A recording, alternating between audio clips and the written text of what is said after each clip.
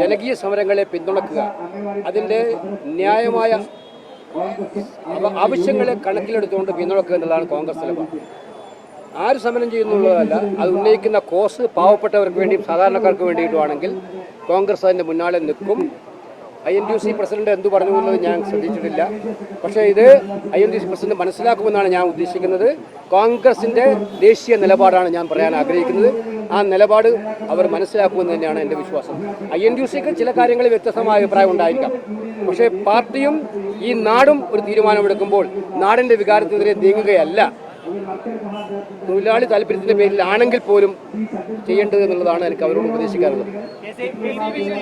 മുൻ ADMന്റെ ആത്മഹത്യയുമായി ബന്ധപ്പെട്ട് PPD കുറ്റപത്രം അല്പം കോടതി കൊടുക്കാൻ പോവാണ്. സത്യം പറഞ്ഞാൽ ADMന്റെ ആത്മഹത്യക്ക് കാരണം PPD അവിടെ പോയതും സംസാരിച്ചതുമാണ് എന്ന് പോലീസ് സമ്മതിച്ചുകൊണ്ടാണ് കുറ്റപത്രം കൊടുക്കാൻ പോകുന്നത്. അതിനെങ്ങനെയാണ് കാണുന്നത്? ഇത് എന്താണ് കുറ്റപത്രത്തിൽ വരുന്നതെന്ന് എനിക്കറിയാതെ എനിക്ക് പറയാൻ പറ്റില്ല പക്ഷേ കുറ്റപത്രം വന്നിട്ട് അക്കാര്യത്തെക്കുറിച്ച് പ്രതികരിക്കാം.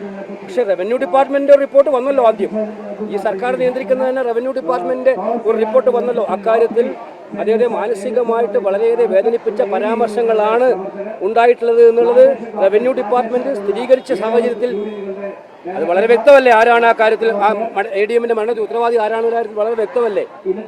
അക്കാര്യത്തിൽ തന്നെ വേറൊരു സർട്ടിഫിക്കറ്റ് കുറ്റപത്രം നമുക്ക് വരട്ടെ, കുറ്റപത്രം കാണുമ്പോൾ അതിനെക്കുറിച്ച് പറയാം. തെരഞ്ഞെടുപ്പ് പ്രഖ്യാപിച്ചിട്ടില്ലല്ലോ, പ്രഖ്യാപിക്കട്ടെ.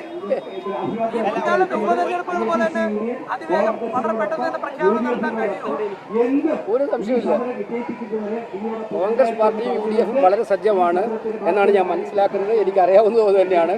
അതുകൊണ്ട് അതിലൊന്നും ഒരു ബുദ്ധിമുട്ടും കാലതാമസവും ഉണ്ടാകുന്ന പ്രശ്നമേ ഇല്ല എന്നുള്ളതാണ്. ഈ ആശുമാരുടെ വിഷയത്തിൽ കേന്ദ്രത്തിൽ അങ്ങ് നേരിട്ട് തന്നെ ഈ വിഷയം ഇടപെടൽ ആവശ്യപ്പെട്ട് ഉന്നയിച്ചിട്ടുണ്ട്. പക്ഷേ ഒരു കൃത്യമായ ഒരു മറുപടി അല്ല. അതിനകത്ത് എനിക്ക് കേന്ദ്ര സർക്കാരിൻ്റെ നിലപാടിൽ വളരെയേറെ സംശയം തോന്നുന്നുണ്ട്.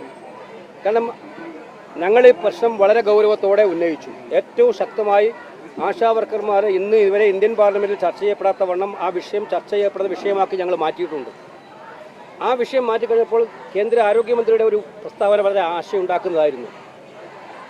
അദ്ദേഹം പറഞ്ഞു, ഓണറേറിയം വർദ്ധിപ്പിക്കുന്ന കാര്യം പരിശോധിച്ചുകൊണ്ടിരിക്കുകയാണ്, ഒരു റിപ്പോർട്ട് കിട്ടിക്കഴിഞ്ഞിട്ടുണ്ട്, അത് നടപ്പിലാക്കുമെന്ന് അദ്ദേഹം ഫ്ലോർ ഓഫ് ദ ഹൗസിൽ ഉറപ്പ് തന്നത് അഷുറൻസ് ഉണ്ട് മന്ത്രിയുടെ. പക്ഷെ അതിനുശേഷം ഞാൻ ഒരു ഉപചോദ്യം ചോദിച്ചു അദ്ദേഹത്തോട്. എനിക്ക് ലോക്സഭയിൽ അവസരം കിട്ടിയപ്പോൾ ഒരു ഉപചോദ്യം ചോദിച്ചു. അതും ആശാ വർക്കേഴ്സുമായി ബന്ധപ്പെട്ട് നോൺ കമ്മ്യൂണിക്കേഷൻ ഡിസീസ് കൈകാര്യം ചെയ്യുന്ന വിഷയവുമായി ബന്ധപ്പെട്ട് ആശാ വർക്കർമാരെ വിഷയം ചർച്ച ചെയ്യപ്പെടുന്ന ഒരു വിഷയത്തിൽ തന്നെയായിരുന്നു ചോദിച്ചത്. പക്ഷേ അദ്ദേഹം ഇത് വിഷയവുമായി ബന്ധപ്പെട്ടല്ല അവരെ ഒഴിഞ്ഞു മാറാനാണ് ശ്രമിച്ചത്. പിന്നീട് പലവട്ടം അദ്ദേഹത്തിന് അപ്പോയിൻമെൻറ്റ് ചോദിച്ചപ്പോൾ അദ്ദേഹത്തിന് ആ അപ്പോയിൻമെൻറ്റ് അദ്ദേഹത്തിനോട് പറഞ്ഞു ചേംബറിൽ വന്ന് കാണാൻ പറഞ്ഞു. ഞാൻ ചേംബറിൽ പോയപ്പോൾ അദ്ദേഹം കണ്ടില്ല. അപ്പോൾ എന്താണ് കേന്ദ്ര ഗവൺമെൻറ് ഉദ്ദേശിക്കുന്നത് മനസ്സിലാവില്ല. പക്ഷേ കേന്ദ്ര ഗവൺമെൻറ് അഷുറൻസ് ഉണ്ട്, ആ അഷുറൻസ് നടപ്പിലാക്കാൻ വേണ്ടി ഞങ്ങൾ ശക്തമായിട്ട് പോരാടുക തന്നെ ചെയ്യും. കേന്ദ്രത്തിനെതിരെ ഏതെങ്കിലും തരത്തിലുള്ള സമരപരിപാടി ആലോചിക്കുന്നുണ്ട്? എന്തുകൊണ്ടാണ് സംസ്ഥാന സർക്കാരിനെതിരെ മാത്രമുള്ള സമരത്തിലേക്ക് പോകുന്നത്? അല്ല, സംസ്ഥാന സർക്കാരിനെതിരെയുള്ള കാര്യങ്ങൾ ഇത് ആരാ ഇംപ്ലിമെന്റ് ചെയ്യുന്ന ഏജൻസി? ആശാ വർക്കർമാരെ നിശ്ചയിക്കുന്ന ആരാണ്? ആരാണ് അവർക്ക് ജോലി കൊടുക്കുന്നത്? ഓഫ് കോഴ്സ് ഇത് കേന്ദ്ര സ്കീമാണ്, ഞാൻ സമ്മതിക്കുന്നു. പക്ഷേ എല്ലാ കേന്ദ്ര സ്കീമുകളും ഇംപ്ലിമെന്റ് ചെയ്യുന്ന ഏജൻസികൾ സംസ്ഥാന സർക്കാരുകളാണ്. ആശാ വർക്കർമാരെ സെലക്ട് ചെയ്യുന്നത് അത് കേന്ദ്രം ഇടപെടുന്നില്ല. ആശാ വർക്കർമാർക്ക് ഡ്യൂട്ടി നിശ്ചയിക്കുന്നത്, അവരുടെ സ്ഥലം മാറ്റം തീരുമാനിക്കുന്നത്, അവരുടെ ദൈനംദിന കാര്യങ്ങളെല്ലാം തീരുമാനിക്കും. അപ്പോൾ അവരുടെ ഫസ്റ്റ് പോയിന്റ് എന്ന് പറഞ്ഞ ഏതാണ്? സംസ്ഥാന സർക്കാർ തന്നെയാണ്. സംസ്ഥാന സർക്കാരിന് കൃത്യമായിട്ട് ഫ്ലെക്സിബിലിറ്റി ഉണ്ട്. NHM കൊടുക്കുന്ന തുകയിൽ നിന്നും ആശാവർക്കം എന്താ സംസ്ഥാന ഗവൺമെന്റ് ഇപ്പം പോണ്ടിച്ചേരി ഗവൺമെന്റ് പ്രഖ്യാപിച്ചു, തെലങ്കാന ഗവൺമെന്റ് പ്രഖ്യാപിക്കാൻ ഒരുങ്ങുന്നു, കർണാടകത്തിൽ നേരത്തെ തന്നെ ബഡ്ജറ്റിന് മുമ്പ് തന്നെ കൂട്ടിയിട്ടുണ്ട്, 10,000 രൂപയെ കൂട്ടിയിട്ടുണ്ട്.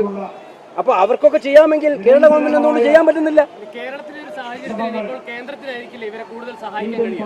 കേന്ദ്രം സഹായിക്കണമെന്ന് ഞങ്ങൾ 1000 വട്ടം ആവശ്യപ്പെട്ടു. സംസ്ഥാനം മാതൃക കാണിക്കണം. ഈ സമരം ന്യായമാണ് ആശാ വർക്കർമാർ ഉന്നയിക്കുന്നത്.